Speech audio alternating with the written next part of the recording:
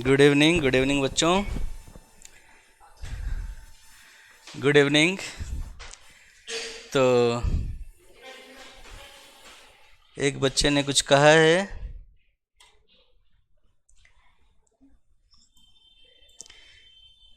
Sir ये class 1:30 से ले लिया करो। सर गांव में लाइट की प्रॉब्लम है और लाइट 6:30 बजे आती है।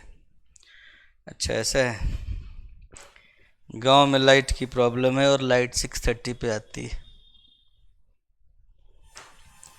चलो ठीक है, करते हैं कुछ कोशिश। अगर टाइम सेट बैठ जाए तो कर लेंगे, ना बैठ पाए तो फिर तो क्या कर सकते हैं, बट कोशिश करते हैं अगर कुछ हो पाए तो, है ना। तो आज हम लोग स्टार्ट करते हैं नया टॉपिक, है ना। वेक्टर कहा गया है मुझे पढ़ाने को, तो वेक्टर पढ़ा देता हूँ। पहले तो मैं 11th-12th वाला वेक्टर पढ़ा देता हूँ, उसके बाद फिर साथ में ही ग्रेजुएशन वाला वेक्टर भी पढ़ा दूंगा। वेक्टर अलजबरा,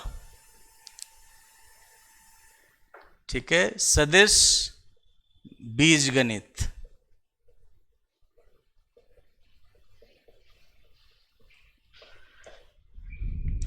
तो वेक्टर किसे कहते हैं, स्केलर किसे कहते हैं, सदिश क्या होता है, अदिश क्या होता है, ये सब आप लोग जानते होंगे शायद, है ना। सदिश अदिश क्या होते हैं, ये सब भौतिक राशियां होती हैं, फिजिकल क्वांटिटीज, ठीक है। जैसे कि वर्क हो गया या वेलोसिटी हो गई या फिर फोर्स हो गया, ये सब फिजिकल क्वांटिटीज होते हैं, है ना। और उनको हम लोग मैथमेटिकली जो उनका इंटरप्रिटेशन होता है या उनके जो ऑपरेशंस होते हैं उनकी स्टडी हम लोग यहाँ पे करते हैं। तो सबसे पहले मैं उनका डेफिनेशन, उनकी परिभाषा लिखवा देता हूँ आपको, ठीक है। तो सबसे पहले तो अदिश किसे कहते हैं, स्केलर या अदिश। हिंदी में लिखवाते हैं सर, इंग्लिश में लिखवाते हैं शायद, हिंदी में लिखवाना है, इंग्लिश में लिखवाना है, हिंदी में। हिंदी एंड इंग्लिश तो बहुत मुश्किल है, दोनों चीज़ों में कैसे लिखवाया जा सकता है, मतलब फिर तो एक साइड में हिंदी और फिर उसके बाद उसका ट्रांसलेशन ऐसे करते हुए तो डबल टाइम हो जाएगा ना। एक में लिखवा देता हूँ, एक में मैं बोल देता हूँ, है ना, तो सही रह जाएगा।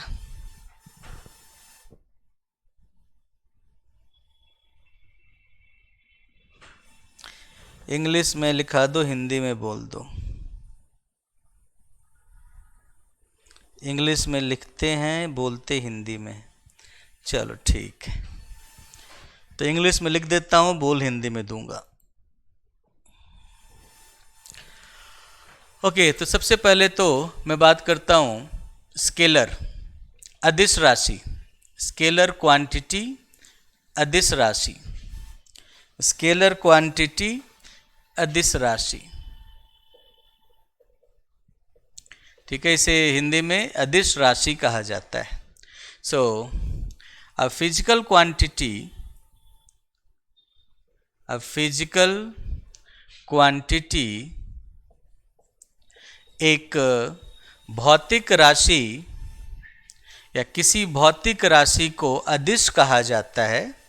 A physical quantity is called scalar, एक भौतिक राशि को अदिश कहा जाता है। A physical quantity is called scalar if it can be completely determined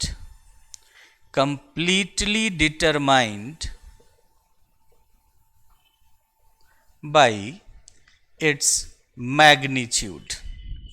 यदि इसे इसके परिमाण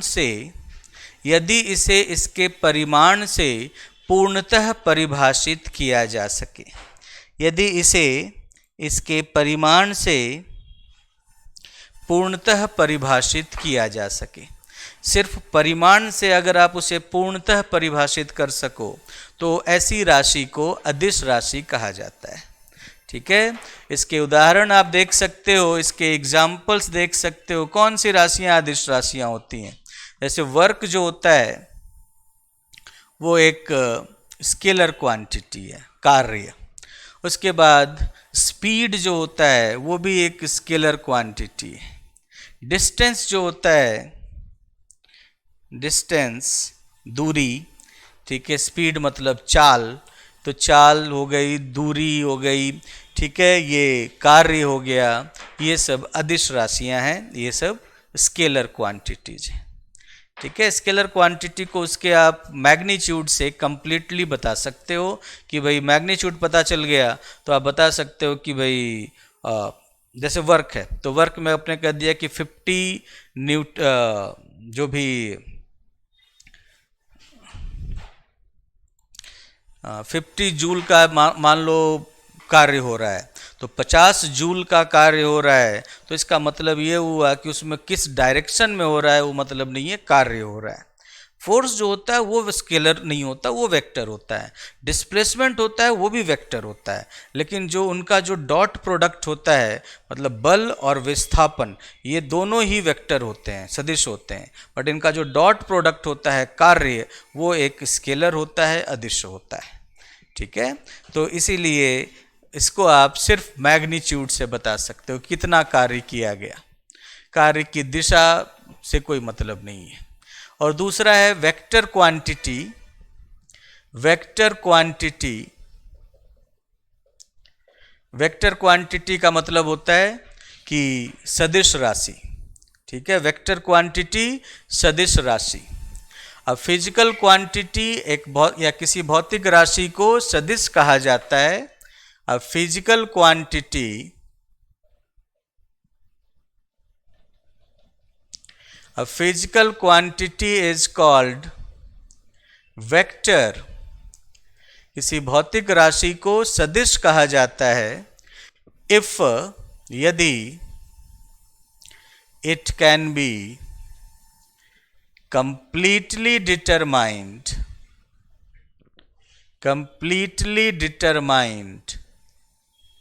by its magnitude and direction। Magnitude and direction. किसी भौतिक राशि को सदिश राशि कहा जाता है या सदिश कहा जाता है यदि इसे इसके परिमाण एवं दिशा से, किसी भौतिक राशि को सदिश कहा जाता है यदि इसे इसके परिमाण एवं दिशा से पूर्णतः परिभाषित किया जा सके।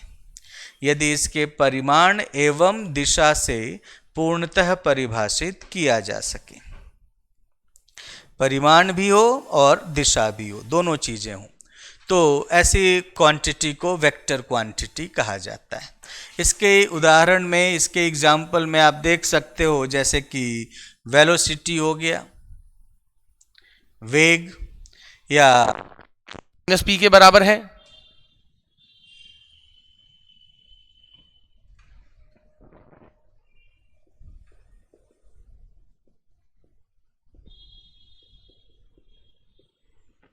और आप एक चीज जानते हो स्टूडेंट्स कि in माइनस पी और in प्लस पी आपस में कम्यूट कर जाएंगे। Identity p minus P square, चाहे ऐसे मल्टीप्लाई कर लो, चेक करके देख लो, ये दोनों आपस में कम्यूट कर रहे हैं, तो इनको आगे पीछे लिख सकते हैं। तो ये और इसका इनवर्स आइडेंटिटी, ये और इसका inverse identity, so this become identity. Check करके देख लो, कम्यूट कर रहे हैं, मल्टीप्लाई करके देख लो। in माइनस पी और in प्लस पी को इस टाइप से आपस में जिस मर्जी ऑर्डर में मल्टीप्लाई करें, both will give the same output. Letter लिखते हैं और उसके ऊपर एक एरो बना देते हैं। कोई भी एक लेटर लिखते हैं और उसके ऊपर एक एरो बना देते हैं। कोई भी लेटर, कोई भी अक्षर लिख लो और उसके ऊपर एरो बना दो, एक तीर का निशान बना दो। ठीक है, तो ये वेक्टर कहलाता है। ठीक है, ये वेक्टर है। कोई भी लेटर लिया, उसके ऊपर एरो बना दिया, वेक्टर बन गया। वेक्टर के पास दो चीज़ें होती हैं, एक उसका मैग्नीट्यूड होता है, उसका परिमाण। तो मैग्नीट्यूड जो होता है वो खुद स्केलर होता है, क्योंकि सिर्फ मैग्नीट्यूड से काम हो जाए तो वो स्केलर बन जाता है।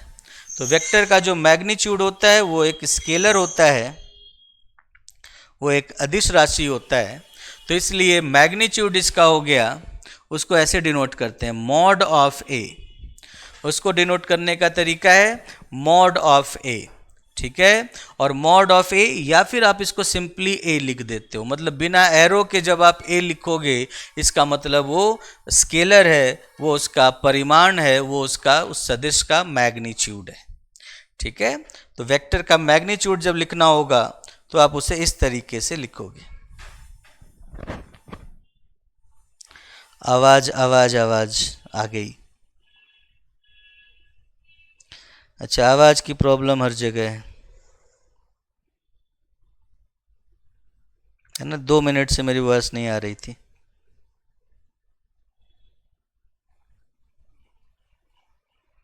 चलो,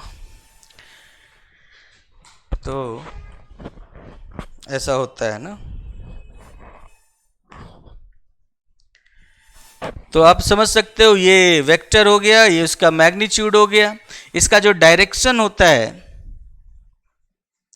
किसी भी सदिश के की दिशा को दिखने के लिए जो नोटेशन होता है वो होता है ए कैप। ऊपर में कैप लगा देते हैं इसको। इसका एक दूसरा नाम इकाई सदिश या यूनिट वेक्टर भी है, वो हम लोग देखेंगे। लेकिन डायरेक्शन को, दिशा को भी हम लोग दिखाते हैं तो ए के ऊपर एक कैप लगाकर दिखाते हैं। ये उसका यूनिट वेक्टर या इकाई सदिश भी कहलाता है। समझ गए, यूनिट वेक्टर या इकाई सदिश भी कहलाता है। तो इस तरह से जब हम लोग वेक्टर को डिनोट करते हैं तो ए वेक्टर बराबर, ये जो वेक्टर है ये उसका मैग्नीट्यूड है, जो कि मॉड ऑफ ए या सिंपली ए लिखकर दिखा सकते हो बिना एरो के। और डायरेक्शन या जो उसकी दिशा है वो दिखाने के लिए ए का कैप होता है, वो दिखाने के लिए ए का कैप होता है। ओके बच्चों, लेफ्ट हैंड साइड मिटा दूं, लिख लिया होगा आप लोगों ने अब तक। लेफ्ट हैंड साइड मिटा दूं ना? Yes sir, okay.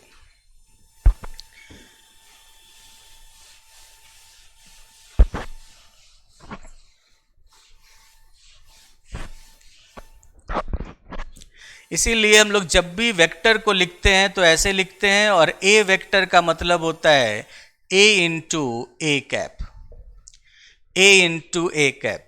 ये कौन सा हो गया? सदिश हो गया। ये आपका सदिश, ये आपका वेक्टर हो गया, ये उसका मैग्नीट्यूड हो गया, उसका परिमाण हो गया, और इनटू में, प्रोडक्ट में उसका ये डायरेक्शन हो गया, उसकी दिशा हो गई। तो इस तरह से हम लोग उसे डिनोट करते हैं। इसीलिए जब भी हम लोगों को एक कैप निकालना होता है, सिर्फ दिशा निकालनी होती है, तो हम लोग वेक्टर को उसके मैग्नीट्यूड से डिवाइड कर देते हैं। एक कैप बराबर वेक्टर को उसके मैग्नीट्यूड से डिवाइड कर देते हैं। किसी भी वेक्टर को किसी वेक्टर से, सदिश को किसी सदिश से कभी डिवाइड नहीं कर सकते। ये परिभाषित ही नहीं है, ये डिफाइंड ही नहीं है कि आप एक वेक्टर को एक वेक्टर से डिवाइड करो, ठीक है। ये परिभाषा नहीं बनाई गई है, ठीक है। तो ये तो बात हो गई स्केलर की, वेक्टर की, उनके नोटेशंस की। अब दो वेक्टर्स या तो इक्वल होते हैं या फिर इक्वल नहीं होते हैं। दो वेक्टर्स इक्वल कब होते हैं? तो लिखो, इक्वलिटी ऑफ टू वेक्टर्स, मतलब दो सदिशों की समानता। Equality of two vectors, equality of two vectors मतलब दो सदिशों की समानता, दो सदिशों की समानता, ठीक है। लिखो, टू वेक्टर्स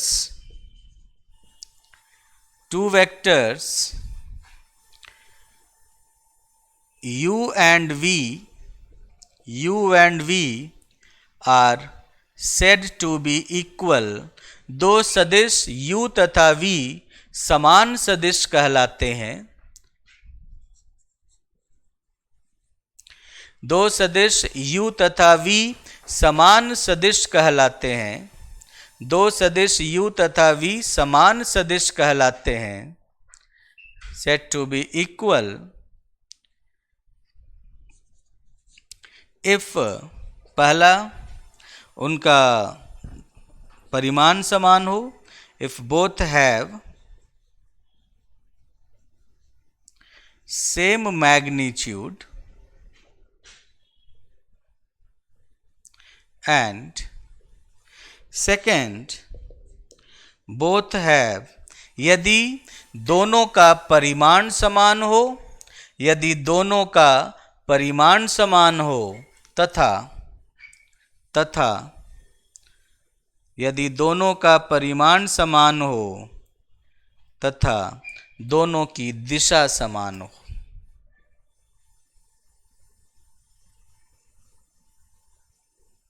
दोनों का परिमाण समान हो तथा दोनों की दिशा समान हो। दैट मीन्स इसका मतलब ये हुआ कि u बराबर v हो तथा u कैप बराबर v कैप हो। ठीक है, u तथा v हो तथा साथ ही साथ u कैप बराबर v कैप हो। जब दोनों चीज़ें हों, u तथा v हो जाए मतलब उनका परिमाण समान हो जाए और उनकी दिशा समान हो जाए तो दोनों सदिश समान सदिश कहलाते हैं। तो उस केस में दोनों सदिश को समान सदिश कहा जाता है। ठीक है, तो दो वेक्टर्स इस तरीके से इक्वल होते हैं। एक चीज़ का ध्यान रखना, वेक्टर्स में क्या होता है कि जैसे आपने एक वेक्टर बनाया, मान लो ये आपका वेक्टर यहाँ से चला, इस दिशा में चला, यहाँ तक पहुँचा, तो इसकी दिशा कौन सी हो गई? इसकी दिशा हो गई कि किसी भी पॉइंट से स्टार्ट कर सकते हो कि मतलब मान लो अगर आप इसको आप एक्सिस मान लेते हो तो आप मान सकते हो कि एक्स एक्सिस के साथ इतने डिग्री का, मान लो ये 30 डिग्री का कोण बना रहा है, तो एक्स एक्सिस के साथ 30 डिग्री का कोण बनाते हुए जो दिशा होती है उस दिशा में ये चल रहा है और इसका परिमाण इसकी लंबाई के बराबर है। ये जो स्ट्रेट लाइन है, ये जो रेखा है, इस रेखाखंड की लंबाई के बराबर है। परिमाण उसकी लंबाई के बराबर होता है और डायरेक्शन, दिशा, ये आप एग्जैक्टली बता सकते हो कि पूरे स्पेस में किस दिशा में जा रहा है। इनका जो इनिशियल पॉइंट होता है, जो स्टार्टिंग पॉइंट होता है, इनका जो प्रारंभिक बिंदु होता है वो फिक्स नहीं होता। अगर आप इस प्रारंभिक बिंदु यहाँ से उठाकर यहाँ कर दो और फिर उतनी ही लंबाई का उसी दिशा में, उतनी ही लंबाई का उसी दिशा में अगर आप सदिश बनाओ तो ये अगर u है, ये अगर v है तो u बराबर v होगा, u बराबर v होगा। दो चीज़ें इनमें समान होनी चाहिए, एक इनका परिमाण मतलब रेखाखंड की लंबाई और दूसरा इनकी दिशा। दिशा मतलब कि दोनों अगर पैरेलल हों, सेम डायरेक्शन में जा रहे हों और पैरेलल हों, एक ही लाइन पर हों और सेम दिशा में जा रहे हों और उनकी लंबाई भी समान हो, तो चाहे वो यहाँ से शुरू हो या वो यहाँ से शुरू होकर उतनी ही लंबाई का उसी दिशा में जा रहा हो तो ये भी u के बराबर ही होगा। चाहे पूरे बोर्ड में कहीं से भी आप शुरू कर दो, बस उस दिशा में उतनी लंबाई का रेखाखंड बनाओगे तो दोनों वेक्टर समान होंगे। मेरे कहने का मतलब बस इतना सा ही है कि इनिशियल पॉइंट फिक्स्ड नहीं होता वेक्टर में। इनिशियल पॉइंट आप कहीं से उठाकर कहीं रख सकते हो, समझ गए? इसीलिए वेक्टर में कोई प्रारंभिक बिंदु फिक्स नहीं होता, इसीलिए दो वेक्टर तब भी बराबर होते हैं। ये वेक्टर इस वेक्टर के बराबर भी है और इस वेक्टर के बराबर भी है क्योंकि इन तीनों की दिशाएं समान हैं और इन तीनों का परिमाण समान है, भले ही प्रारंभिक बिंदु उनके अलग अलग हो। समझ गए? प्रारंभिक बिंदु अलग अलग भी होंगे तब भी ये तीनों चीज़ें आपस में बराबर होंगी। तो ये होता है वेक्टर का बेसिक कॉन्सेप्ट, इक्वलिटी। और वेक्टर कहते किसे हैं, स्केलर कहते किसे हैं, उनके नोटेशंस क्या होते हैं। मिटा दूँ इन्हें? अच्छा, राइट हैंड साइड पहले मिटाता हूँ, लेफ्ट हैंड साइड तो अभी अभी लिखा है।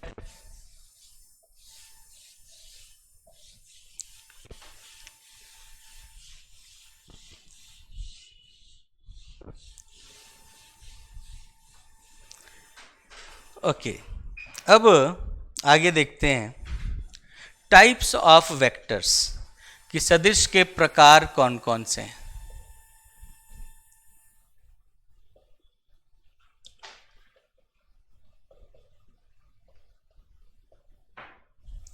सदिश के प्रकार, टाइप्स ऑफ वेक्टर्स, सदिश के प्रकार।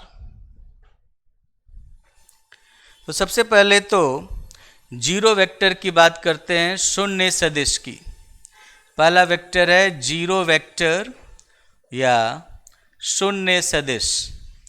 जीरो वेक्टर या शून्य सदिश क्या होता है? जीरो वेक्टर या शून्य सदिश कि a vector u is said to be zero vector. एक सदिश u को शून्य सदिश कहा जाता है। एक सदिश u को शून्य सदिश कहा जाता है यदि उसका परिमाण शून्य हो। ठीक है, यदि उसका परिमाण शून्य हो, if its magnitude is zero. यदि उसका परिमाण शून्य हो, मैग्नीट्यूड इज जीरो। ठीक है, किसी सदिश u को शून्य सदिश कहा जाता है यदि उसका परिमाण शून्य हो। अच्छा, मैंने आपको बताया कि सदिश का जो परिमाण होता है, उस सदिश एक जो रेखाखंड होता है सदिश, ठीक है, जो वेक्टर एक लाइन सेगमेंट होता है, उस लाइन सेगमेंट के लेंथ के बराबर होता है, उस लाइन सेगमेंट की लंबाई के बराबर होता है। तो अगर मैंने कहा कि उसका परिमाण शून्य है, मतलब लाइन सेगमेंट की लंबाई शून्य हो गई, जीरो हो गया, तो बताओ जीरो लेंथ का लाइन सेगमेंट कौन सा होगा? सिंपली एक पॉइंट होगा, एक बिंदु होगा। इसीलिए जो जीरो वेक्टर होता है उसको आप ऐसे डिनोट करते हो, एक सिंपल पॉइंट। ठीक है, अब सिंपल पॉइंट लिखा तो उसमें एरो किस दिशा में जाएगा पता ही नहीं चल पाता। ठीक है, जिसकी लंबाई ही जीरो है, जिस वेक्टर का मैग्नीट्यूड ही जीरो है, नोटेशन लिखते समय, ठीक है, डायग्राम बनाते समय जिसकी लंबाई ही जीरो है, उसका तो वो सिंगल पॉइंट बन के रह जाएगा वो, और उसकी दिशा निर्धारित नहीं की जा सकती। इसीलिए the direction of zero vector is, the direction of zero vector is not determined। शून्य सदिश की दिशा निर्धारित नहीं की जा सकती। शून्य सदिश की दिशा निर्धारित नहीं की जा सकती। The direction of zero vector is not determined. वो आप नहीं बता सकते कि जीरो वेक्टर का डायरेक्शन क्या होगा, क्योंकि एक पॉइंट का डायरेक्शन आप नहीं बता सकते। एक स्ट्रेट लाइन बनाओगे तो आपके पास दो ऑप्शन है, डायरेक्शन या तो ये रखोगे या फिर इसी स्ट्रेट लाइन में डायरेक्शन आप ये रखोगे, लेकिन एक पॉइंट में डायरेक्शन कुछ भी हो सकता है। इसीलिए जीरो वेक्टर का डायरेक्शन नहीं बता सकते और इसीलिए शून्य सदिश की दिशा निर्धारित नहीं की जा सकती। It is denoted by zero. It is denoted by zero के ऊपर एरो लगा दो। ठीक है, जीरो के ऊपर एरो लगा दो। जब हम लोग कहते हैं ऐसा कि दो वेक्टर्स हैं, दोनों एक दूसरे के परपेंडिकुलर भी हैं, एक दूसरे के लंबवत भी हैं और एक दूसरे के पैरेलल भी हैं, समानांतर भी हैं। ठीक है, मान लो u और v ऐसे वेक्टर्स हैं, u और v ऐसे वेक्टर्स हैं कि दोनों एक दूसरे के परपेंडिकुलर भी हो गए, दोनों एक दूसरे के लंबवत भी हो गए और साथ ही साथ दोनों एक दूसरे के पैरेलल भी हो गए।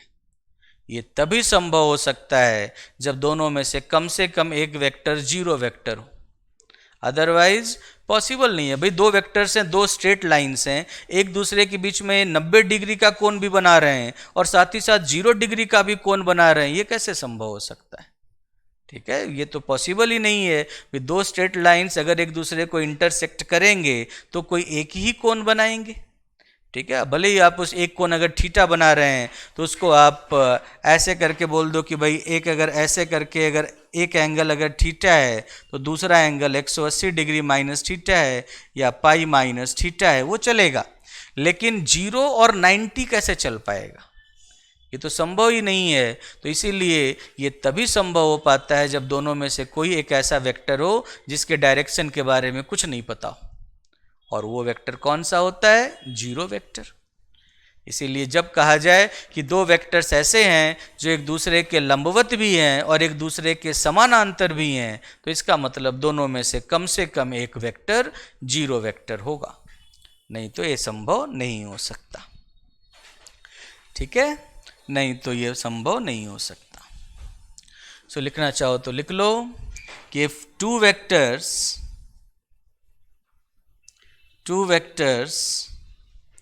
u एंड v आर, दो सदिश u तथा v परस्पर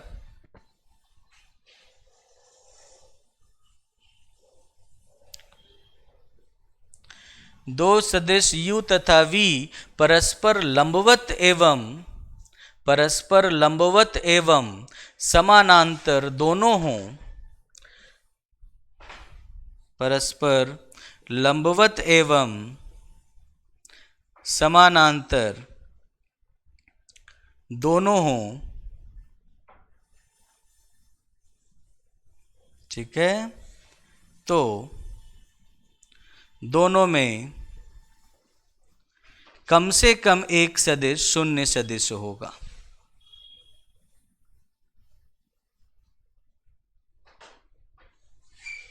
तो दोनों में कम से कम एक सदिश शून्य सदिश होगा। तो दोनों में कम से कम एक सदिश शून्य सदिश होगा। ये ऐसा होता है कि कम से कम एक वेक्टर होता है जो 0 वेक्टर होता है, और 0 वेक्टर कौन सा होता है? ऐसा वेक्टर जिसका मैग्नीट्यूड, जिसका परिमाण 0। ठीक है, तो वो ऐसा वेक्टर होता है।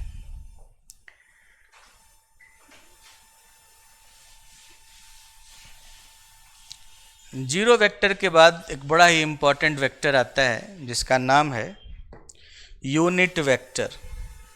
दूसरे वेक्टर का नाम है, स्पेशल टाइप का नाम है यूनिट वेक्टर। इसे हम लोग इकाई सदिश कहते हैं, यूनिट वेक्टर या इकाई सदिश। यूनिट वेक्टर, जैसे 0 वेक्टर ऐसे सदिश को कहा गया जिसका परिमाण 0 था। यूनिट वेक्टर ऐसे सदिश को कहा जाता है जिसका परिमाण 1 होता है। परिमाण, मैग्नीट्यूड हमेशा फिक्स होता है। जिस वेक्टर का मैग्नीट्यूड 1 हो उसे हम लोग यूनिट वेक्टर कहते हैं। ठीक है, मैग्नीट्यूड के बेसिस पर ही जिस वेक्टर का मैग्नीट्यूड 1 होता है उसे यूनिट वेक्टर कहा जाता है। देखो, कोई भी टॉपिक शुरू करते हैं तो शुरू में तो कुछ डेफिनेशंस तो होते ही हैं जिनको हम लोगों को समझना होता है, जिनका नॉमेनक्लेचर होता है। तो कोई भी नए टॉपिक में ये कुछ डेफिनेशंस होते हैं जिनको यूज करते हुए आगे की सारी थ्योरी और सारे क्वेश्चंस किए जाते हैं। तो इसीलिए सबसे पहले तो उन डेफिनेशंस को समझना ज़रूरी है कि किसको क्या कहते हैं और किस वर्ड का क्या मतलब है ना। तो यूनिट वेक्टर या इकाई सदिश, इकाई सदिश, तो इकाई सदिश क्या होता है कि ऐसा सदिश जिसका मैग्नीट्यूड 1 होता है। अ वेक्टर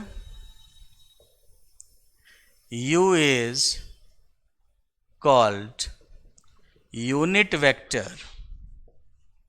एक सदिश u इकाई सदिश कहलाता है, unit vector, if its magnitude, यदि इसका परिमाण, एक सदिश u इकाई सदिश कहलाता है यदि इसका परिमाण 1 हो।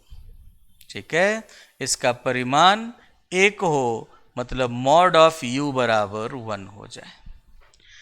ठीक है, जिस सदिश का परिमाण 1 होता है वो इकाई सदिश कहलाता है। ठीक है, वो इकाई सदिश कहलाता है।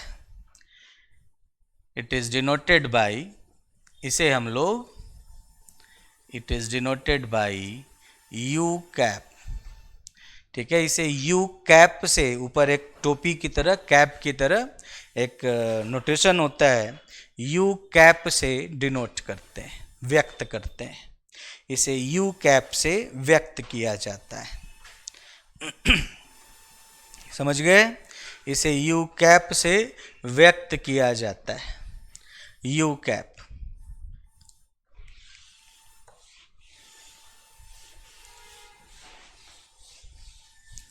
तो ये इकाई सदिश कहलाता है।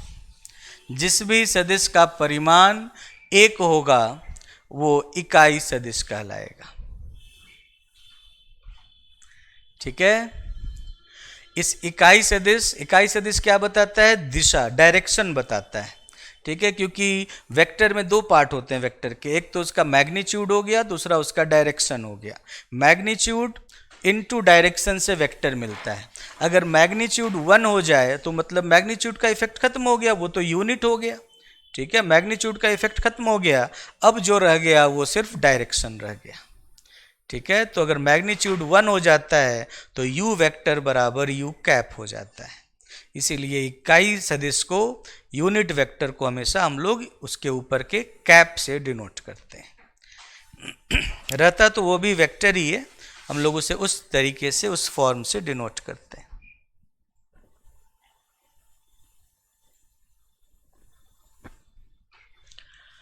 ओके बच्चों, समझ गए आप लोग? अच्छा, ये तो आपका हो गया यूनिट वेक्टर। इसके कुछ पॉइंट्स देख लो, कुछ एग्जांपल्स देख लो आप लोग।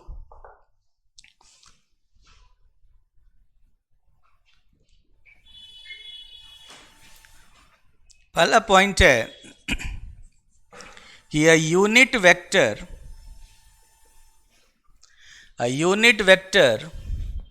मतलब इकाई सदिश, a unit vector of any vector a unit vector u cap of any vector u, ठीक है, किसी सदिश u का इकाई सदिश u कैप, ठीक है, किसी सदिश u का इकाई सदिश u कैप, ठीक है,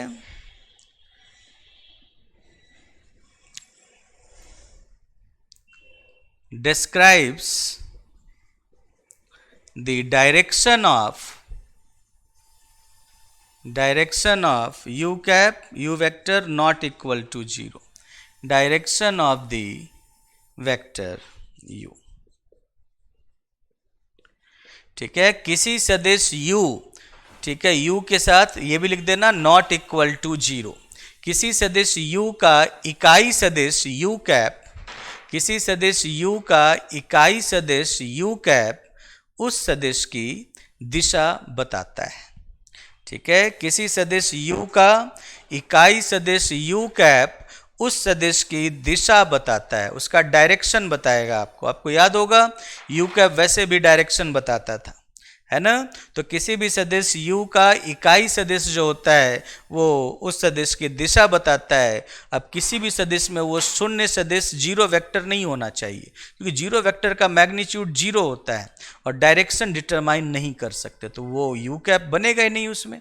आप जानते हो कि भाई क्या होता है u कैप, जहां u कैप का मतलब है u वेक्टर अपॉन उसका मैग्नीट्यूड, और मैग्नीट्यूड को आप ऐसे भी लिख सकते हो या फिर आप ऐसे भी लिख सकते हो। अब अगर जीरो वेक्टर लोगे तो उसका मैग्नीट्यूड 0 हो जाएगा। अब डिनोमिनेटर में 0 आ जाएगा, नीचे बटा के नीचे में अगर 0 आ जाएगा तो फिर तो ये डिफाइन ही नहीं हो पाएगा, परिभाषित ही नहीं हो पाएगा। तो इसी कारण से हम लोग जिस भी वेक्टर के यूनिट वेक्टर की बात करते हैं, जिस भी वेक्टर के डायरेक्शन की बात करते हैं, वो कोई भी वेक्टर हो सकता है जीरो वेक्टर को छोड़कर। जीरो वेक्टर का डायरेक्शन नहीं बता सकते, बाकी किसी भी वेक्टर को आप इसमें रख सकते हो। तो जो उसका यूनिट वेक्टर होता है उस वेक्टर को उसके मैग्नीट्यूड से डिवाइड कर दो तो आपको जो वेक्टर मिलेगा वो उसका यूनिट वेक्टर इकाई सदिश होता है जो उसकी दिशा बताता है। ठीक है, जो उसकी दिशा बताता है। इससे आप एक बात ये भी बोल सकते हो, इससे आप एक बात ये भी बोल सकते हो कि किसी भी वेक्टर का और उसके यूनिट वेक्टर का डायरेक्शन हमेशा सेम होता है। फर्क होगा तो सिर्फ मैग्नीट्यूड का फर्क होगा। सो लिख लो, कि the direction of a vector u is same as that of u cap। ठीक है, सदिश u की दिशा तथा सदिश u की दिशा तथा सदिश u की दिशा तथा उसके इकाई सदिश u कैप की दिशा सदिश u की दिशा तथा उसके इकाई सदिश u कैप की दिशा सदैव समान होती है। ठीक है, सदिश u की दिशा तथा उसके इकाई सदिश u कैप की दिशा सदा समान होती है या हमेशा समान होती है। दोनों की दिशा हमेशा समान होगी, उसका परिमाण भले ही बदल जाए। इसका परिमाण तो फिक्स है, 1 है, इसका परिमाण कुछ भी हो सकता है, पर दोनों की दिशा हमेशा समान होगी। ठीक है, और जब भी हम लोग यू कैप की बात कर रहे होते हैं तो वेक्टर नॉन जीरो वेक्टर होना चाहिए। जीरो वेक्टर में तो इकाई सदिश होता ही नहीं है। जीरो सदिश का, शून्य सदिश का इकाई सदिश तो होता ही नहीं है, उसका यूनिट वेक्टर नहीं होता जीरो वेक्टर का। बाकी सारे नॉन जीरो वेक्टर्स का यूनिट वेक्टर होता है। नॉन जीरो वेक्टर में आपको डायरेक्शन भी पता चलता है, ठीक है, जीरो वेक्टर में तो डायरेक्शन भी नहीं पता।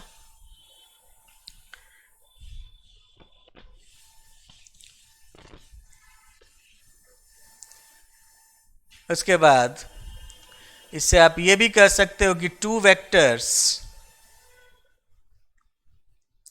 u and v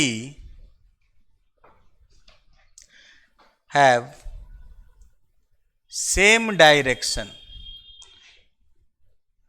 दो सदिश u तथा v समदिश सदिश होते हैं, मतलब उनकी दिशाएं समान होती हैं। दो सदिश u तथा v समान दिशा रखते हैं यदि u कैप बराबर v कैप हो। यदि u कैप बराबर v कैप हो, उनके यूनिट वेक्टर्स अगर बराबर हो गए तो दोनों वेक्टर्स का डायरेक्शन सेम होगा। मैग्नीट्यूड अलग अलग हो सकता है, बट अगर उनके यूनिट वेक्टर्स बराबर हो गए तो उनका डायरेक्शन सेम होगा। तो इसीलिए दो सदिश u तथा v समान दिशा में होंगे या होते हैं। दो सदिश u तथा v समान दिशा में होते हैं यदि u कैप बराबर v कैप हो। अगर u कैप और v कैप की मान आपस में बराबर होंगे तो दोनों सदिश समान दिशा में होंगे। ठीक है, तो दोनों सदिश समान दिशा में होंगे, दोनों समदिश सदिश कहलाते हैं हिंदी में। इंग्लिश में उनको हम लोग लाइक वेक्टर्स कहते हैं। आगे मैं डिफाइन करूंगा उन्हें लाइक वेक्टर्स या हिंदी में समदिश सदिश कहते हैं। कुछ एग्जाम्पल्स देख लेते हैं हम लोग इसके, कुछ एग्जाम्पल्स देख लेते हैं। उदाहरण,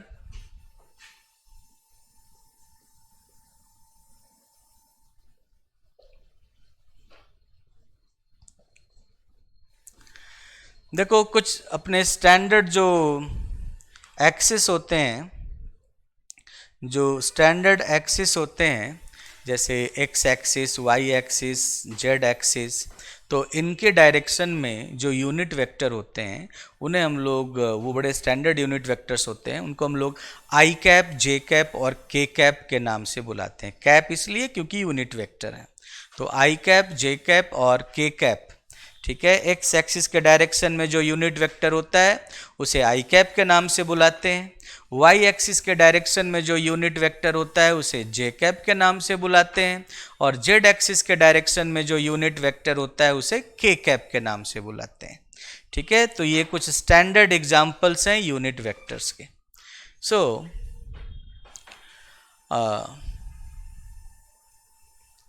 the unit vector in the direction of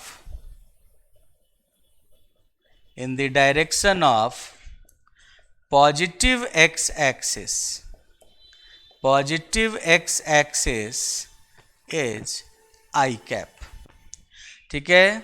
धनात्मक x अक्ष की दिशा में, धनात्मक x अक्ष की दिशा में इकाई सदिश को आई कैप कहते हैं। धनात्मक x अक्ष की दिशा में इकाई सदिश को आई कैप कहते हैं। ठीक है। धनात्मक x अक्ष की दिशा में जो इकाई सदिश होता है उसे हम लोग आई कैप कहते हैं। उसके बाद the unit vector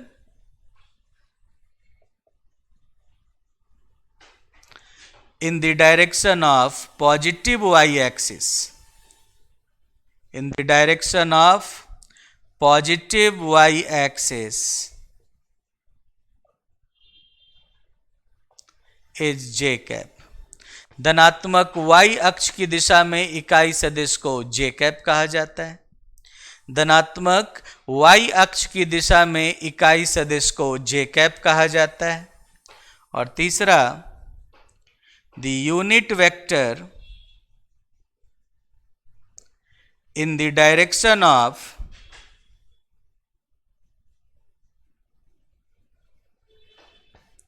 the unit vector in the direction of positive z axis, positive z axis is k cap। धनात्मक z अक्ष की दिशा में इकाई सदिश को k कैप कहा जाता है। ठीक है। धनात्मक z अक्ष की दिशा में इकाई सदिश को k कैप कहा जाता है। तो आई कैप, j कैप और k कैप, ये तीन चीजें हो गई, बड़े इंपॉर्टेंट हैं ये तीन। ठीक है। धनात्मक x अक्ष की दिशा में इकाई सदिश को आई कैप कहा जाता है। जैसे अगर ये आप एक एक्सिस ले लो, एक दूसरा एक्सिस ले लो और ये तीसरा एक्सिस ले लो। ये मान लो आपने ले लिया x एक्सिस, x अक्ष, ये आपने ले लिया y एक्सिस, ये आपने ले लिया z एक्सिस। तीन एक्सिस हो गए। अब जो ये जो इनका जो कॉमन जो पॉइंट ऑफ इंटरसेक्शन है ये ओरिजिन होता है, आप लोग जानते ही होंगे, ये ओरिजिन होता है, O कहते हैं इसे। अब इस एक्सिस में ये पॉजिटिव है, ये नेगेटिव है। ठीक है। जो इधर वाला है वो पॉजिटिव है, उधर वाला नेगेटिव है। इसमें ये पॉजिटिव है, ये नेगेटिव है, ऊपर वाला पॉजिटिव है, नीचे वाला नेगेटिव है। तो इस तरीके से हम लोग पॉजिटिव नेगेटिव की बात करते हैं। अब पॉजिटिव एक्स एक्सिस के डायरेक्शन में अगर आप ये, तो इस डायरेक्शन में डायरेक्शन तो फिक्स हो गया। अब इस डायरेक्शन में चाहे जितनी लंबाई का आप वेक्टर लोगे उसका मैग्नीट्यूड उसके अकॉर्डिंग बदलता जाएगा। अगर यूनिट लंबाई का वेक्टर लिया आपने, यहाँ तक का लिया, मान लो ये लंबाई 1 है, तो ये वेक्टर हो गया आई कैप। जेड वाई एक्सिस की दिशा में जब आप यूनिट लंबाई का वेक्टर लेते हो तो ये वेक्टर हो जाएगा जे कैप।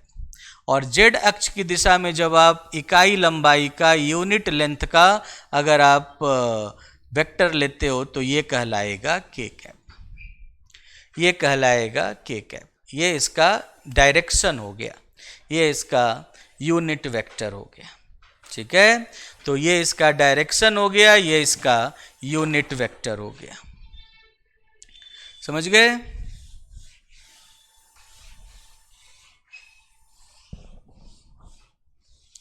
ये इसका डायरेक्शन हो गया या ये इसका यूनिट वेक्टर हो गया। अब आप इसमें साफ साफ देख सकते हो कि एक्स एक्सिस में अगर इस डायरेक्शन में अगर एक लंबाई का लोगे, एक लंबाई का लोगे तो आपको मिलेगा आई कैप। अगर दो लंबाई का लोगे तो आपको मिलेगा 2 इंटू आई कैप। तीन लंबाई का लोगे तो 3 into I cap.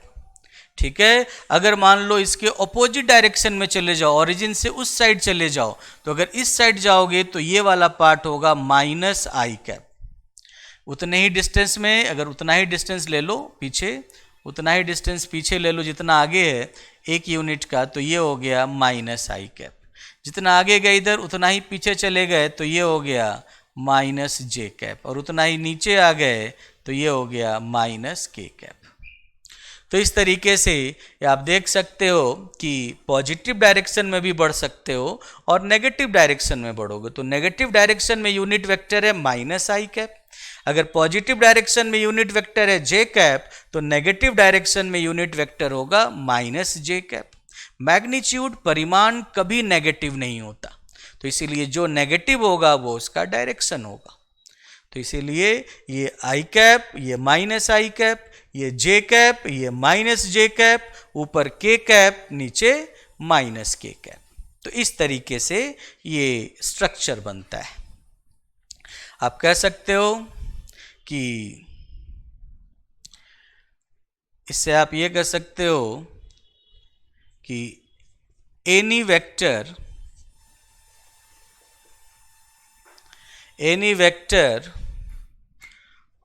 on the line on x axis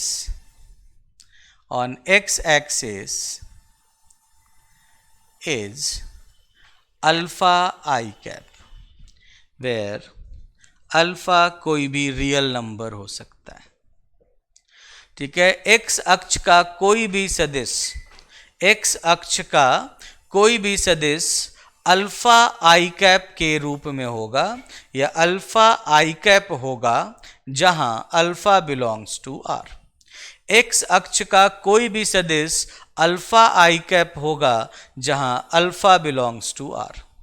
अगर अल्फा आई कैप इस टाइप से कोई वेक्टर बना हुआ है, ठीक है, तो अल्फा, तो उसका मैग्नीट्यूड क्या होगा? मैग्नीट्यूड अल्फा नहीं होगा, मैग्नीट्यूड उसका मॉड अल्फा होगा, क्योंकि मैग्नीट्यूड कभी नेगेटिव नहीं होता। तो अगर आपका वेक्टर है, अगर आपका वेक्टर है u बराबर अल्फा आई कैप, तो इसका मतलब उसका मैग्नीट्यूड हो जाएगा मॉड ऑफ अल्फा, और जो उसका डायरेक्शन होगा वो एक्स अक्ष की दिशा में होगा। अगर अल्फा पॉजिटिव है तो धनात्मक एक्स अक्ष की दिशा में, अल्फा नेगेटिव है तो ऋणात्मक एक्स अक्ष की दिशा में होगा। तो ऐसे आप समझ सकते हो इसे। ठीक है, तो कोई भी वेक्टर होगा इस तरीके का, तो आप अल्फा आई से फॉर्म में लिख सकते हो। ठीक है, उसी तरीके से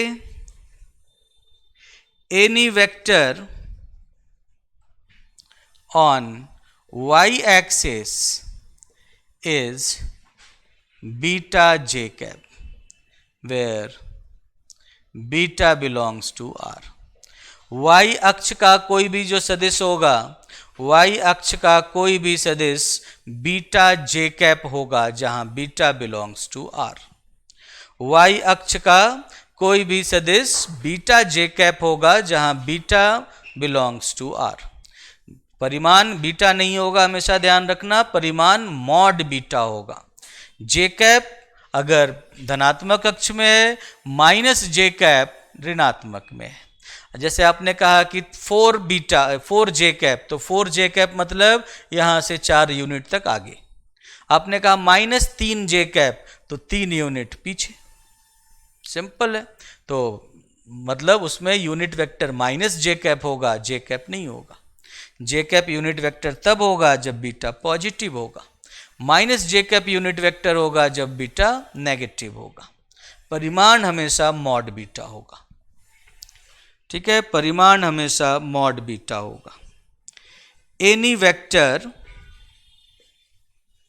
on z axis is gamma k cap, where gamma belongs to R. Z अक्ष का कोई सदिश गामा के कैप होगा जहां gamma belongs to R. Z अक्ष का कोई सदिश गामा के कैप होगा जहां गामा बिलोंग्स टू आर, जहां गामा बिलोंग्स टू आर। समझ गए? तो ये x axis, y axis, z axis पर अगर वेक्टर्स दिए गए हों तो आप इनको इस तरीके से निकाल सकते हो।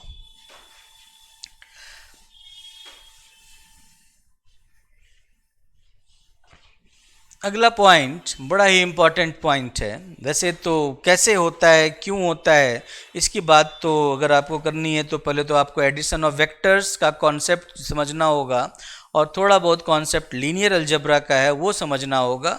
Linear dependence, linear independence, basis, dimension, इनकी बात समझनी होगी, तब आप एग्जैक्टली समझ पाओगे कि क्यों हो रहा है, कैसे हो रहा है। अदरवाइज आप इसे लिख सकते हो ऐसा, ठीक है, आप इसे इस तरीके से लिख सकते हो कि every vector in space, every vector u in space, नाम दे दो उसे, every vector u in space, u in space can be expressed as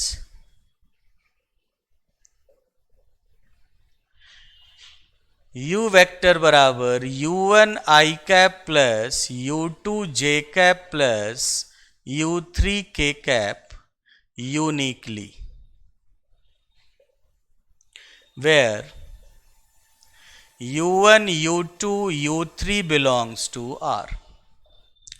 ठीक है, मतलब समष्टि का प्रत्येक सदिश u या समष्टि के प्रत्येक सदिश u को, ठीक है, समष्टि मतलब 3 डायमेंशनल स्पेस, ठीक है, क्योंकि हम लोग जनरली जो देख रहे होते हैं 3 dimension, X axis, Y axis और जेड एक्सिस में, तीनों डायरेक्शन में, तीनों डायमेंशन में जितना कुछ हम लोग देख पा रहे होते हैं सब कुछ कवर हो जाता है।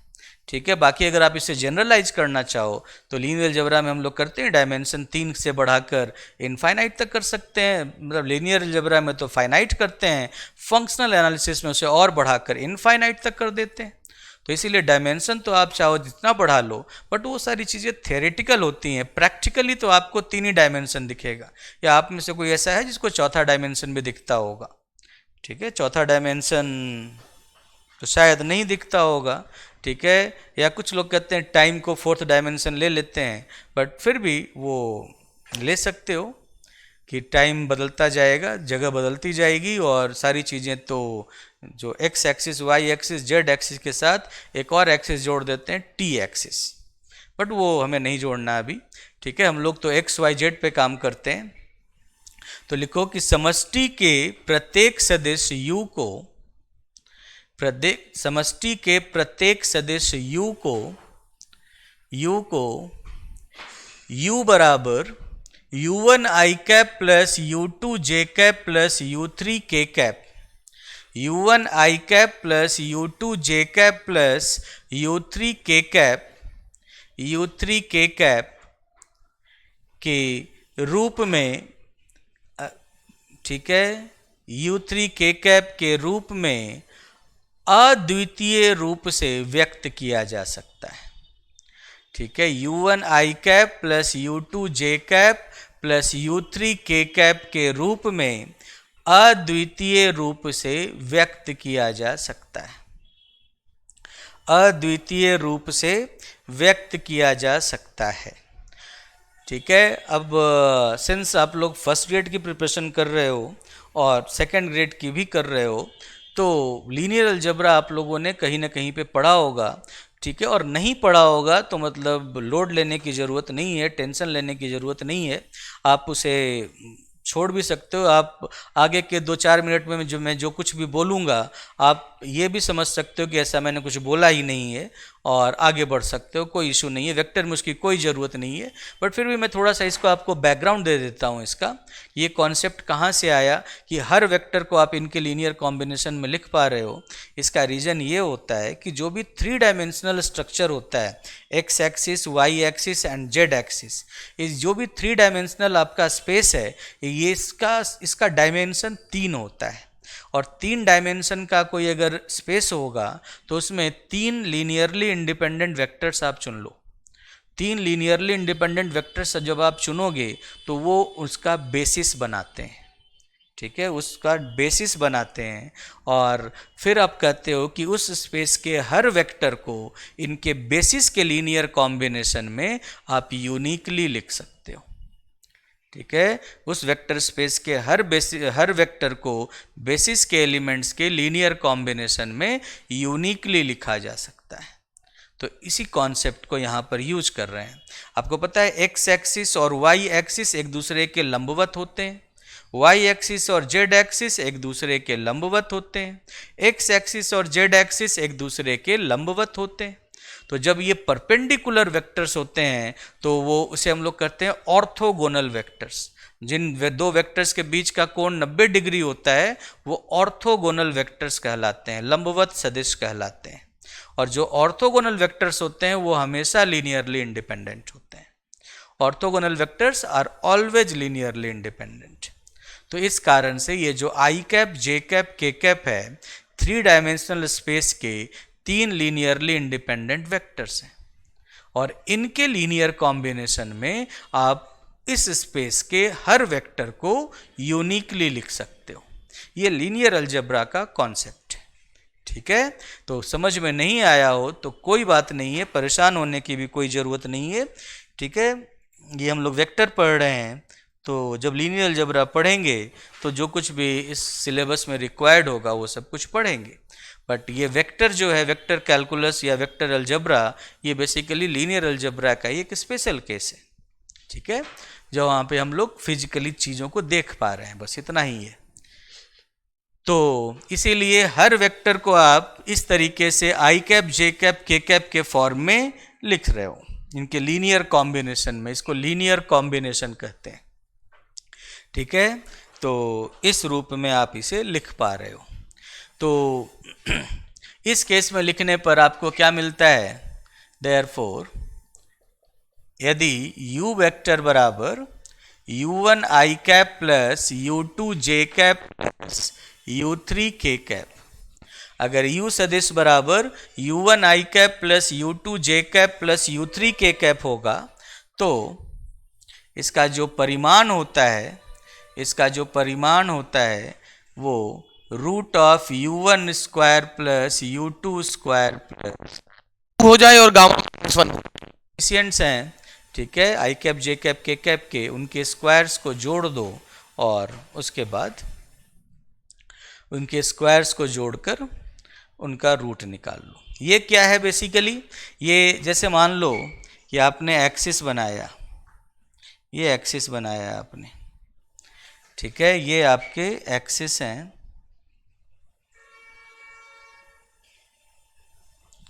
अब आपने कोई भी एक वेक्टर चुना, तो जैसे ये वेक्टर है, अब ये मत समझना कि इस प्लेन पर है, बच्चों दिख तो ऐसा ही रहा है कि आपको दिख रहा होगा कि ये इसी प्लेन पर है, बट मान लो कि ये ऐसा वेक्टर है, ऐसा निकला हुआ है। ठीक है, ये इस टाइप का वेक्टर है। अब इससे हम लोग क्या करते हैं कि हम लोग ओरिजिन से ये जो वेक्टर है ना u, इसकी जो लंबाई है यही तो इसका परिमाण होता है। हम लोगों ने कहा था कि जो रेखाखंड बनता है, जो लाइन सेगमेंट बनता है, उस लाइन सेगमेंट की लंबाई ही उसका परिमाण होता है। यही मैंने बताया था आपको। तो इसकी लंबाई निकालनी है, 3 डायमेंशन में है, इसकी लंबाई निकालनी है। तो हम लोग क्या करते हैं, सबसे पहले ये जो हवा में ऐसे उड़ रहा है, पहले इसे ज़मीन पर लेकर आते हैं, जिसको हम लोग कहते हैं कि इसका प्रोजेक्शन लिया, इसका प्रोजेक्शन लिया और ये इसका प्रोजेक्शन हो गया, इसका प्रक्षेप हो गया। जो हवा में ऐसे था इसको ज़मीन पर लेकर आ गए कि भाई ये लंबाई हमें फाइंड करनी है। तो पहले तो हम लोगों ने इसका प्रोजेक्शन ले लिया, यहाँ से लेकर ऐसे करके बोर्ड पे इसका प्रोजेक्शन ले लिया। अब ये एक्स एक्सिस और वाई एक्सिस में आ गया। ठीक है, ये u वेक्टर अगर आपके पास है u1 आई कैप प्लस u2 जे कैप प्लस u3 के कैप, तो ये जो वेक्टर होगा जो एक्स एक्सिस और वाई एक्सिस में आ चुका है, ये हो गया u1 आई कैप प्लस u2 जे कैप। के कैप वाला पार्ट तो इसका 0 हो गया, u1 आई कैप प्लस u2 जे कैप रह गया ये। और जब ये u1 आई कैप प्लस u2 जे कैप रह गया तो इसकी लंबाई, मतलब इधर लंबाई है आपके पास, इधर लंबाई है आपके पास इधर लंबाई है, इधर लंबाई है आपके पास u1, इधर है u1 और इधर लंबाई है u2। तो इसकी लंबाई बता सकते हो, अगर ये u2 है और ये u1 है और ये दोनों लंबवत हैं एक दूसरे के, तो इसकी लंबाई क्या हो जाएगी, u1 square plus u2 square का रूट। ठीक है, कर्ण की जो लंबाई होती है लंब की लंबाई का स्क्वायर प्लस आधार की लंबाई का स्क्वायर का रूट होता है, ऐसा ही होता है ना। तो इसकी लंबाई हो गई रूट ऑफ u1 स्क्वायर जोड़ u2 स्क्वायर। और ये वाली जो लंबाई है कि जमीन से ये कितना ऊपर है, तो जेड एक्सिस में इसका कितना कंपोनेंट है, u3। अब देखो इसकी लंबाई है root of u1 square plus u2 square और इसकी लंबाई है u3। तो जो कर्ण होगा वो क्या होगा, वो हो जाएगा रूट ऑफ पहले वाले का square u1 square plus u2 square के रूट का स्क्वायर इतना हो गया एंड प्लस दूसरे वाले का स्क्वायर u3 स्क्वायर और तीनों के स्क्वायर के सम का रूट।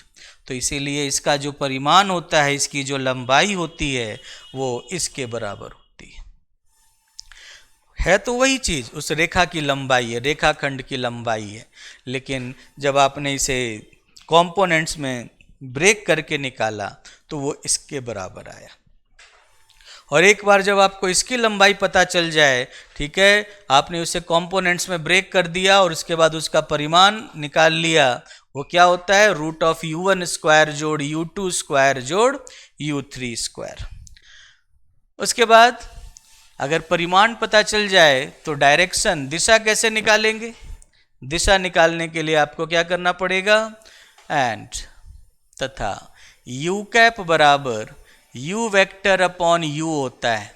इसका मतलब u1 upon u i cap plus u2 upon u j cap plus u3 upon u k cap, जहाँ u का मतलब क्या है, u का मतलब है root of u1 square plus u2 square plus u3 square.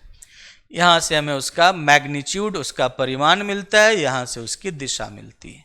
और ये दोनों पता चल जाए तो पूरा सदिश पता चल जाता है, ये दोनों पता चल जाएं तो हमें पूरा सदिश पता चल जाता है।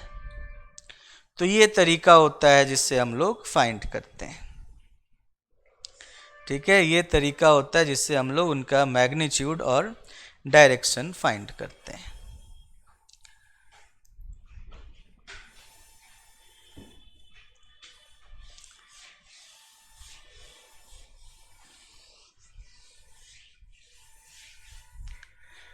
u1 को हम लोग x कंपोनेंट कहते हैं, u2 को हम लोग y कंपोनेंट कहते हैं और u3 को हम लोग z कंपोनेंट कहते हैं। ठीक है, u1 इज कॉल्ड इफ यदि u बराबर u1 i कैप जोड़ u2 j कैप जोड़ u3 k कैप हो, देन अगर u बराबर u1 i कैप जोड़ u2 j कैप जोड़ u3 k कैप हो, देन तो u1 बराबर x कंपोनेंट, कंपोनेंट को हिंदी में घटक कहा जाता है, ऑफ u वेक्टर, मतलब u सदिश का x घटक, u सदिश का x घटक, u2 बराबर y component of u vector, ये u सदिश का y घटक होता है, और u3 बराबर z component of u vector, मतलब u सदिश का z घटक होता है। तो u सदिश का x घटक u1, u सदिश का y घटक u2, u सदिश का z घटक u3। इससे आप ये भी निकाल सकते हो कि भाई x अक्ष के साथ इसके ये कितने डिग्री का कोण बना रहा है सदिश, y अक्ष के साथ कितने डिग्री का कोण बना रहा है और z अक्ष के साथ कितने डिग्री का कोण बना रहा है। ये सारी चीज़ें आप यहाँ से बता सकते हो। ठीक है, मतलब ये एक चीज़ आपको बहुत कुछ बता देता है। ठीक है,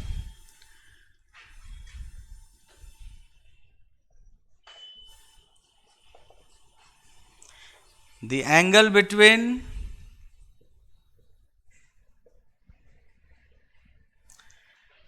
u and x axis, u सदिश तथा x अक्ष के बीच का कोण क्या होगा, u सदिश तथा x अक्ष के बीच का कोण निकालना हो ना, तो ये बराबर होता है cos alpha, alpha beta gamma इस नाम से होता है। सो बराबर अल्फा जहां कॉस अल्फा बराबर होता है u1 upon u, cos alpha बराबर होता है u1 upon u। Cos alpha का एक दूसरा नाम l भी होता है, l से भी बोलते हैं इसे। कॉस अल्फा बराबर u1 upon u। The angle between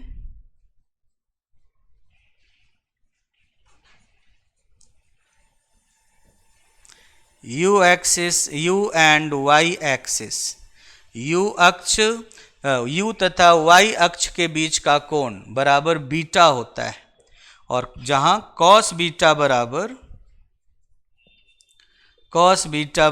u2 upon u, इसको हम लोग m बोलते हैं। आपने नाम सुना होगा, 3D में पढ़ा होगा ये सब कुछ, l M n, direction cosine दिक्कोजेया कहलाते हैं, दिक्कोजेया, और अल्फ़ा बीटा गामा के नाम से जाने जाते हैं। यही आपके एल एम एन के नाम से जाने जाते हैं। यही L M N cos alpha, cos beta, cos gamma होते हैं, जहां अल्फ़ा बीटा गामा सदिश एक्स अक्ष, वाई अक्ष और जेड अक्ष के साथ कोण बना रहा होता है। तो 3D में इसे डायरेक्शन कोसाइन या दिक्कोजेया कहते हैं। ठीक है, तो द एंगल बिटवीन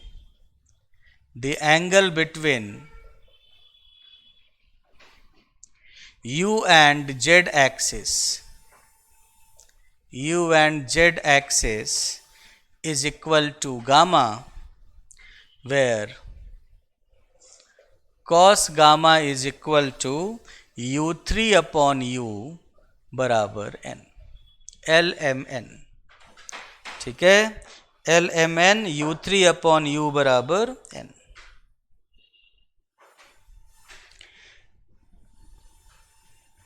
तो इसीलिए किसी भी वेक्टर का जो u कैप होता है, u1 upon u i cap plus u2 upon u j cap plus u3 upon u k cap बराबर cos alpha i cap plus cos beta j cap plus cos gamma k cap बराबर l i cap plus m j cap plus n k cap. इसीलिए आपको याद होगा कि जब हम लोग बात कर रहे होते हैं 3D में, अगर 3D पढ़ा है तो ठीक है, तो 3D में जब हम लोग इसकी बात करते हैं तो हम लोग इसे डायरेक्शन को बताने के लिए उसके डायरेक्शन को साइंस l i cap a plus m j cap plus n k cap को डिनोट करते हैं। यहाँ पर u1 upon u i cap और plus u2 upon u j cap plus u3 upon u k cap, और 3D में l i cap plus m j cap plus n k cap. दोनों चीज़ें सेम होती हैं, कोई डिफरेंस नहीं होता है, दोनों चीज़ें एक ही बात होती हैं।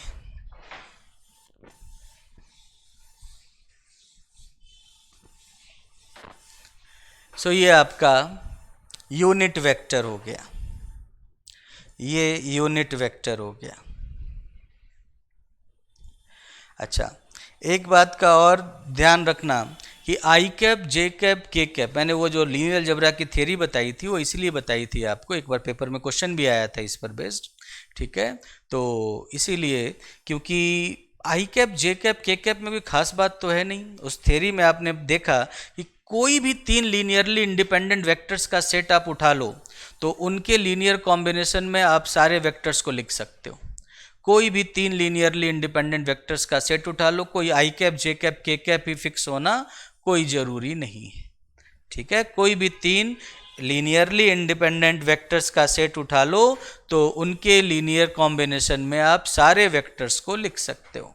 अब लीनियरली इंडिपेंडेंट वेक्टर्स कैसे लेते हैं ये हम लोग देखेंगे, बट ये बात तो पक्की है कि जो परपेंडिकुलर होंगे वो हमेशा लीनियरली इंडिपेंडेंट होंगे, जो परपेंडिकुलर होंगे वो हमेशा लीनियरली इंडिपेंडेंट होंगे। तो आप जनरल कॉन्सेप्ट में ये लिख सकते हो कि if A, B and C if A, B and C are three mutually perpendicular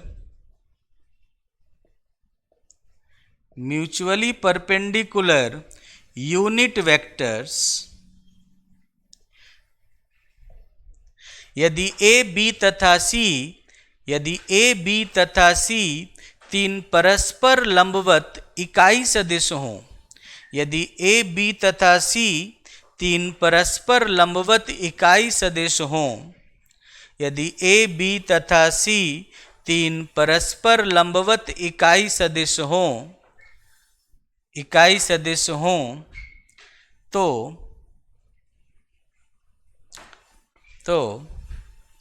then every vector in space,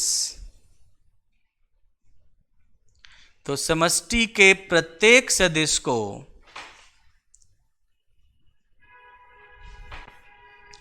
A, B तथा C के समष्टि के प्रत्येक सदिश को A, B तथा C के रैखिक संचय, लीनियर कॉम्बिनेशन को हिंदी में कहते हैं रैखिक संचय, can be expressed as a linear combination, A, B तथा C के रैखिक संचय के रूप में व्यक्त किया जा सकता है। A, B तथा C के रैखिक संचय के रूप में व्यक्त किया जा सकता है। आप हर सदिश को इनके रैखिक संचय के रूप में व्यक्त कर सकते हो, समष्टि के हर सदिश को, ठीक है। दैट इज U बराबर U1A vector plus U2B vector plus U3C vector, जैसे I cap, J cap, K cap है ना, उसकी जगह पर आप A, B, C कर सकते हो। कोई भी तीन परस्पर लंबवत इकाई सदिश। इकाई सदिश इसलिए कहा गया क्योंकि इससे मैग्नीट्यूड है वो चेंज ना हो। मतलब कोई भी तीन परस्पर लंबवत इकाई सदिश लोगे तो किसी भी वेक्टर को जब आप इनके लीनियर कॉम्बिनेशन में लिखोगे तो परिमाण हमेशा समान मिलेगा। तो ये तो इनके थियरी की कुछ बातें हो गई है ना, कि भाई कैसे हम लोग लिखते हैं, कैसे हम लोग वेक्टर्स को एक्सप्रेस करते हैं, उनके कुछ पॉइंट्स हो गए, ठीक है, उनके कुछ पॉइंट्स हो गए।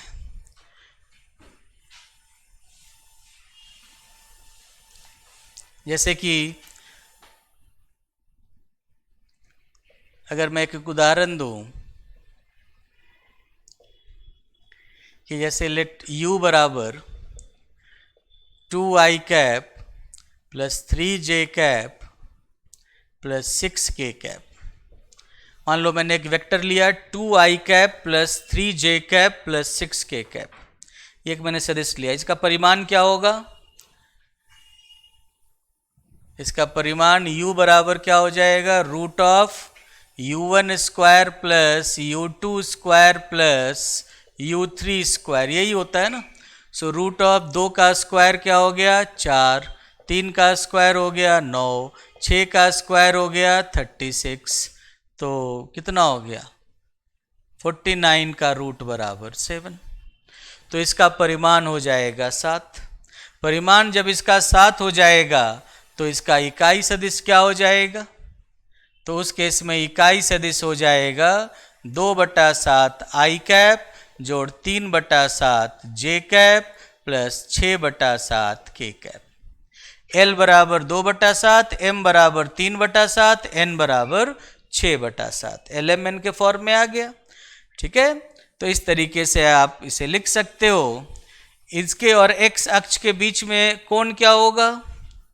अल्फा बराबर कॉस इनवर्स 2/7, अल्फा क्या है? u तथा x अक्ष के बीच का कोण, u तथा x अक्ष के बीच का कोण। बीटा बराबर कॉस इनवर्स 3/7 और गामा बराबर कॉस इनवर्स 6/7। इस तरह से आप इनके मान यहाँ से निकाल सकते हो। इस तरह से आप इनके मान यहाँ से निकाल सकते हो। बिल्कुल, परिमाण इसका 7 होगा, है ना। तो चलो आज के लिए इतना ही रखते हैं। कल हम लोग इनके ऑपरेशंस और एक वेक्टर होता है पोजीशन वेक्टर, उसकी बात करेंगे, ठीक है, और इनके कुछ क्वेश्चंस करेंगे कल से। तो पॉइंट ये है कि आप लोगों को शाम में दिक्कत होती है, आप लोग चाहते हो कि दोपहर में क्लास हो, 1:30 बजे से क्लास हो, 1:30 से 3 और 3 से 4:30, ऐसा कुछ 1:30 से विचार करो। हाँ sir, no sir, yes sir, हर तरह के बच्चे हैं, ठीक है। यस सर, यस सर, नहीं सर यही टाइम सही है, यस सर। ऐसा तो हो ही नहीं सकता कि आप लोग कुछ सोचो और सब लोग एक ही चीज़ सोच लो, ऐसा तो संभव ही नहीं है। दिन में स्कूल होता है सर, चेंज करो सर, 11 बजे भी कर सकते हैं सर, गांव में प्रॉब्लम है सर, वर्किंग वालों के लिए सही है सर। देखो दोनों तरह के लोग हैं, जो लोग दिन में स्कूल होता है जिनका, उनके लिए तो शाम ही सही है, और जिनके यहाँ लाइट की दिक्कत है उनके यहाँ बड़ी दिक्कत है। स्कूल कितने बजे तक होता है आपका? 10 से 4 स्कूल है। 10 बजे से 4 बजे तक स्कूल है आपका, तो फिर 3 बजे वाली क्लास कैसे ले पाते हो? अब एक बच्चे की 10 से 5 जॉब होती है। अच्छा, 10 से 5 की जॉब तो है, लेडीज भी तो हैं सर, 3 बजे वाली नहीं ले पाते सर इस कारण। ओके, अच्छा, जो लेडीज़ हैं उनको भी मतलब शाम में क्लास अच्छी रहती होगी उनकी भी, है ना, या दोपहर वाली क्लास अच्छी रहती है? दोपहर वाली अच्छी रहती है? नहीं सर। चलो ठीक है, तो मतलब दो तरह की बातें हैं कि भाई कुछ लोगों को शाम में चाहिए, कुछ लोगों को दोपहर में चाहिए, और सबकी जेन्युइन प्रॉब्लम है, ठीक है, सबकी जेन्युइन प्रॉब्लम है। दोपहर ठीक है, शाम ठीक है, ओके ओके ओके, चलो वेरी गुड। करते हैं कुछ उपाय जिससे कि हो पाए आपका काम, है ना। और अगर वैसे ही बहुत ज़्यादा दिक्कत होती लगेगी कि भाई दोपहर शाम दोपहर शाम, तो 2 पार्ट में बांट देंगे, एक सुबह एक शाम। जिनको वैसे प्रॉब्लम होती हो वो एक एक बैच, एक क्लास सुबह ले लेंगे, एक क्लास शाम में ले लेंगे, है ना। तो कुछ करते हैं ऐसा, एक बार डिस्कस करते हैं ओंकार सर के साथ, और आपकी प्रॉब्लम्स डिस्कस करते हैं। दोनों साइड की प्रॉब्लम्स के जो वर्किंग है उनको दिक्कत हो जाएगी दोपहर में, और जो लेडीज़ हैं और जो गांव में रह रहे हैं जहां लाइट नहीं है उनको दिक्कत होगी शाम में। तो फिर कुछ ऐसा करते हैं जिससे कि कुछ हो पाए। 3 से 6 सही है सर, एक बच्चे ने कहा 3 से 6 सही है, एक ने कहा एक मॉर्निंग में ले लो। 3 से 6 में भी तो उन बच्चों को प्रॉब्लम होगी जो 5 बजे तक रहते होंगे या 4 बजे तक रहते होंगे शायद। I have a small kid. Small kid तो फिर सुबह से शाम तक हमेशा रहता होगा, तो फिर तो कभी नहीं ले पाओगे आप ऐसे तो, नहीं। कॉन्टिन्यूस इतना टाइम नहीं दे सकते, हाँ तो ब्रेक करके दे सकते हो, 1.5 घंटे की क्लास। और लाइट की बड़ी दिक्कत है। चलो ठीक है, तो अगर ऐसा कुछ कर लें जिससे कि एक क्लास सुबह और एक क्लास शाम में हो जाए तो आपकी प्रॉब्लम शायद सॉल्व हो जाए। हाँ, वर्किंग वालों का ज़रूर सोचूंगा, क्योंकि मैंने इसलिए पूछ लिया है कि वर्किंग वालों की क्लास 10 बजे से है, मतलब 10 से 5 या 10 से 4 है, उसके अकॉर्डिंग ही सोचूंगा, ठीक है। तो उसके अकॉर्डिंग ही क्लास हम लोग अरेंज करते हैं कुछ इस टाइप से, ताकि दोनों क्लासेज हो जाएं और सब कुछ हो पाए। अब एक बच्चे ने कह दिया कि अलग अलग मत करो सर क्लास, तो अलग अलग मत करो, और तो इतने कंस्ट्रेंट डालोगे तो फिर एलपीपी तो वैसे ही फेल हो जाएगा। अब नॉन लीनियर प्रोग्रामिंग करनी पड़ेगी फिर, कि ऑप्टिमाइज कैसे किया जाए। ठीक है, रिसोर्सेज को अगर कंस्ट्रेंट्स इतने ज़्यादा लगा दोगे तो ऑप्शंस ही खत्म हो जाएंगे, है ना। तो इसीलिए कंस्ट्रेंट्स थोड़े कम रखो ताकि कोई ऑप्टिमाइज सॉल्यूशन मिल पाए। ठीक है, तो चलो हम लोग कल मिलते हैं। कल जैसा भी होगा क्लास मतलब आप लोगों को बता दिया जाएगा। ठीक है, ओके बच्चों, कल मिलते हैं फिर।